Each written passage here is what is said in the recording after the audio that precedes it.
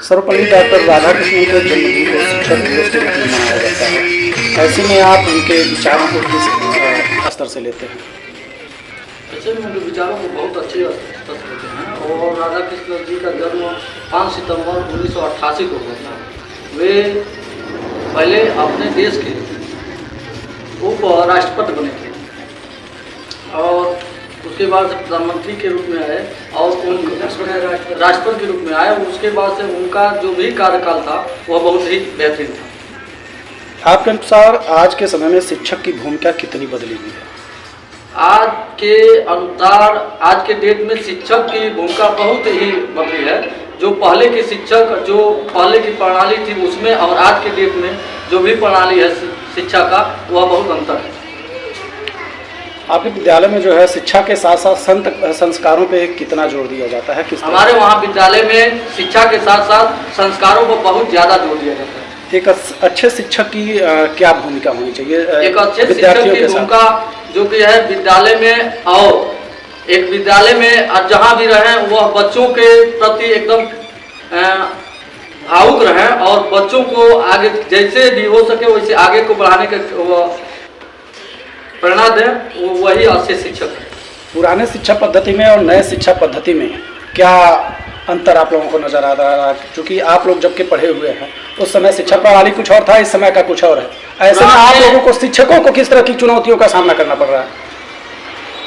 इस समय के शिक्षकों को चुनौती उस समय की शिक्षा में इस समय की शिक्षा में बहुत अंतर है। जो कि उस समय कम ही शब्दों में सब चीज का अनुभव हो जाता था। आज के डेट में सभी शब्दों को अधिक से अधिक सामना करना पड़ रहा है। शिक्षक दिवस के अवसर पे जो है बच्चों को क्या संदेश देना चाहेंगे? शिक्षक दिवस के शुभ अवसर पर बच्चों को सर्वपल्ली राधाकृष्णन जी के बारे में और सभी अध्यापक को उसके बारे में बताना चाहिए और बच्चों को अध्ययन करना चाहिए। विभिन्न ग्राम सभाओं में और विभिन्न गांवों में हम लोगों ने घूमा। एक ही लक्ष्य था कि सभी बच्चे पढ़े। एक वो कहावत है कि शिक्षा वो शेरनी का दूध है जो पिएगा वो दहाड़ेगा।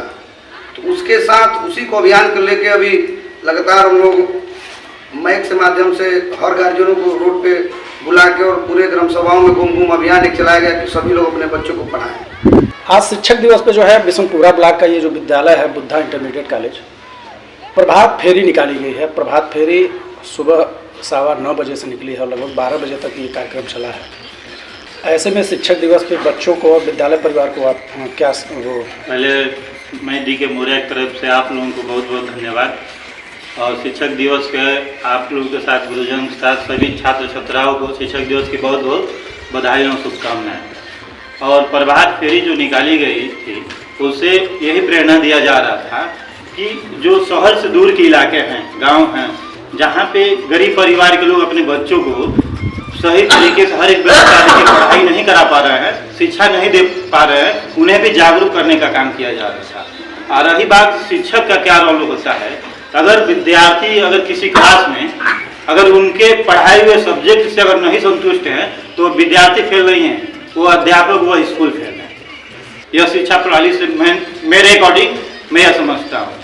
और इस जनरेशन में शिक्षा अति आवश्यक है, क्योंकि आज शिक्षा की स्तर है कि बेटर है कि पहले की अपेक्षा इस टाइम अपने अधिकारों पर ज़्यादा ही फोकस दे रहे हैं। चाहे हम लोग समाज सेवी हैं, चाहे किशन जी हैं, चाहे शिव कुशवाहा जी, जो भी व्यक्ति हैं, आज समाज में गरीबों के लिए हर एक सामाजिक मुद्दों पर हम लोग चर्चा करते हैं, धरना देते हैं शिक्षा की देन से। क्योंकि हम लोगों ने भी पढ़ाई किया है, हम लोगों ने अपने अधिकार को जाना है कि हाँ की अधिकार क्या होता है। तो सारे शिक्षकों को मैं प्रणाम करता हूँ कि उन्होंने हमें एक नई दिशा में सही दिशा में ले जाने का अवसर दिया। सभी बच्चों को सभी शिक्षक को बहुत बहुत शुभकामनाएं। सर्वपल्ली राधाकृष्णन के बारे में आप क्या बताना चाहेंगे और शिक्षक दिवस क्यों मनाया जाता है? डॉक्टर सर्वपल्ली राधाकृष्णन का जन्म 5 सितंबर 1888 ईस्वी को तमिलनाडु में हुआ। ये क्रिश्चियन कॉलेज से एमए पास किए। एमए पास करने के बाद अनेक सहायक अध्यापक से लेकर के कुलपति विद्यालय में रहे और क्षेत्र में, राजनीतिक क्षेत्र से लेकर के और बच्चों को समय से लेकर के सारे काम को करते थे। और विद्यालय में शिक्षा दिवस मनाने का उद्देश्य उन्हीं का था। उनके जन्मदिन पर 5 सितंबर को ही सब शिक्षक लोग शिक्षा